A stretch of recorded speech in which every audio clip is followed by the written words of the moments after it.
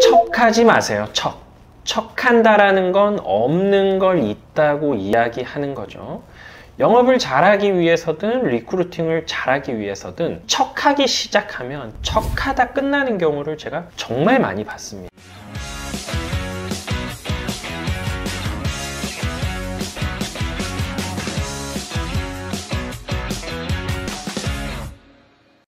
안녕하세요, 신단장입니다. 오늘은 관리자들이 가장 많이 범하는 실수 5가지에 대해서 이야기를 나눌 텐데요. 먼저 첫 번째, 사원들을 숫자로 생각한다 입니다. 숫자로 생각한다라는 건 2가지의 의미가 있습니다. 먼저 첫 번째는요, 내가 뽑은 여러 명 중에 한 명을 숫자로 생각한다는 거죠. 그리고 2번째는요, 그 사람을 돈을 벌어다 주는 노동력으로 생각한다라는 겁니다.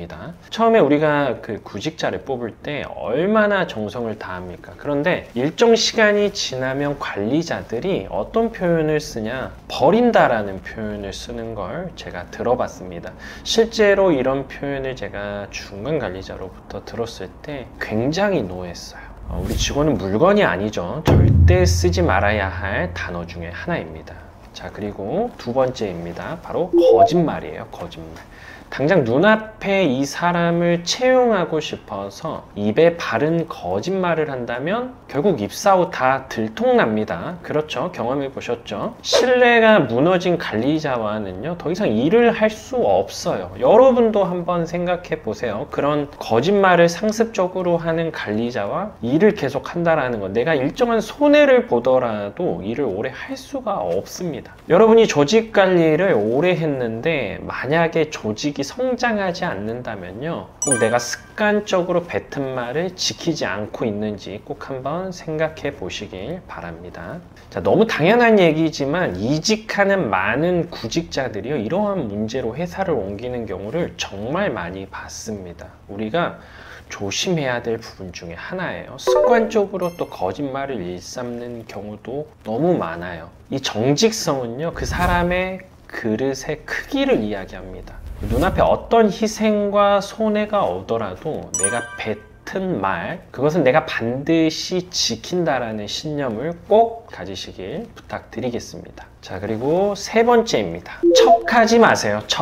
척한다라는 건 없는 걸 있다고 이야기하는 거죠. 영업을 잘하기 위해서든 리크루팅을 잘하기 위해서든 척하기 시작하면 척하다 끝나는 경우를 제가 정말 많이 봤습니다. 여러분에게 있는 걸 아름답게 포장하셨으면 좋겠어요. 포장은 있는 것을 더 아름답게 꾸미는 행위죠. 포장은 받는 사람으로부터 감동을 주고요, 정성스럽다라는 표현을 듣습니다. 척하는 순간 밖에 있는 사람들은 속일 수 있어요. 그런데 안에서는요, 다 알고 있습니다. 안에서 인정받지 못하는데 어떻게 밖에서 인정을 받을 수가 있죠? 깨진 항아리에 물 붓는 것과 다를 게 없습니다. 안에서 인정받으면요, 밖에서도 인정을 받을 수 있어요. 바로 내 옆에 사람에게 정직하세요. 그리고 내 주변 사람들에게 인정을 받아야 됩니다. 자, 4번째, 여러분들이 중간 관리자가 있는 상위 관리자라면요, 중간 관리자를 무시하고 FC들에게 직접적인 터치를 할 때 굉장히 지혜롭게 하셔야 합니다. 보통 이런 경우는요, 상급자들이 영광을 자기가 가져가려고 이렇게 직접적으로 나서는 경우가 많아요. 저도 여러 번 했던 실수 중에 하나입니다.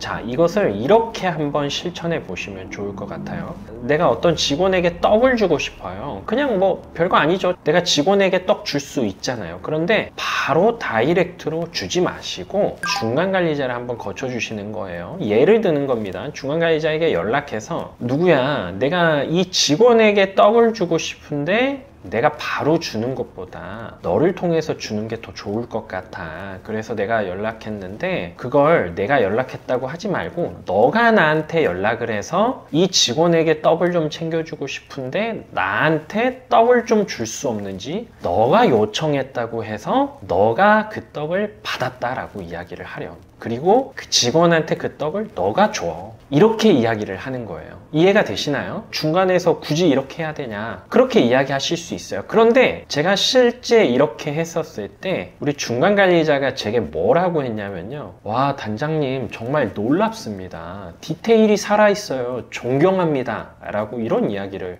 제게 하더라고요. 자, 이렇게 되면 중간 관리자에게도 신임을 얻고 내가 떡을 주고 싶었던 직원에게도 마음을 표현한 거죠. 그렇기 때문에 우리가 두 마리의 토끼를 다 잡을 수 있는 거예요. 제가 이 존경한다라는 얘기를 듣고 별거 아니지만 내가 참 지혜롭고 현명하게 잘했구나 이런 생각을 제가 하게 됐던 거죠. 일을 하다 보면요 상당히 빈번하게 일어날 수 있는 일들 중에 하나입니다. 반드시 꼭 참고해 보시면 좋을 것 같습니다. 자, 마지막입니다. 5번째 어떤 걸까요? 바로 뒷담화입니다. 관리자라면요 제발 부탁하건대 입이 무거워야 돼요. 입이 정말 자물쇠처럼 무거워야 됩니다. 그런 관리자들을 최상위 관리자는 가장 신뢰해요. 여러분들이 중간 관리자로 있다면 입이 무거운 사원을 아마 더 신뢰하실 거예요. 입이 가벼운 사원들보다. 더군다나 여러분들이 관리자인데 뒷담화를 사원들과 같이 한다. 야, 이건 정말 끝난 겁니다. 다 같이 죽지 않은 거죠. 정말 어리석고 한심하고 바보 같은 행동이에요. 정말 어리석은 행동입니다. 여러분들이 정말 어디 가서 풀어야겠다. 일과 상관없는 다른 곳 가서 하세요. 제발 직장에서 하지 말고요.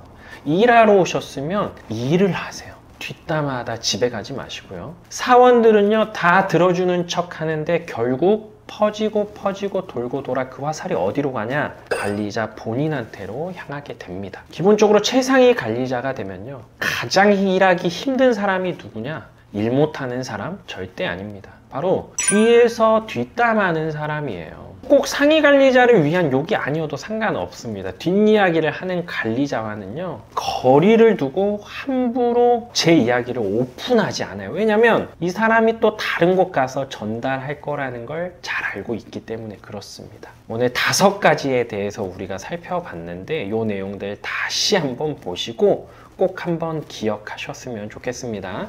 오늘 시간은 여기까지 하겠습니다. 수고 많으셨습니다. 감사합니다.